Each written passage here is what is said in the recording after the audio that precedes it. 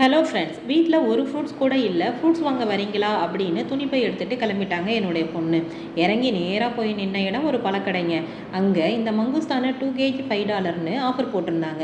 எங்கள் எல்லாருக்குமே இந்த ஃப்ரூட்ஸ் ரொம்ப பிடிக்குங்க. டேஸ்ட்டும் சூப்பராக இருக்கும். புளிப்பும் இனிப்பும் கலந்த சுவையுள்ள இந்த ஃப்ரூட்ஸு வாங்குறதுல தான் சவாலே இருக்குது. இப்படி எல்லா பக்கமும் நல்லா அழுந்தணும். அழுந்தாமல் கல் மாதிரி ஸ்ட்ராங்காக இருந்தால் கண்டிப்பாக எடுக்கக்கூடாது.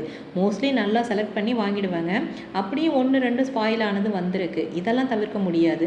தமிழ் கடையில் பர்ச்சேஸ் பண்ணியாச்சு. காய்கறிகளில் கொஞ்சம் அவரைக்காய் ரொம்பவே ஃப்ரெஷ்ஷாக இருந்துச்சு. தேங்காய் பச்சையாக புதுசாக இருந்ததுனால ஒரு 3 காய் எடுத்துக்கிட்டேன்.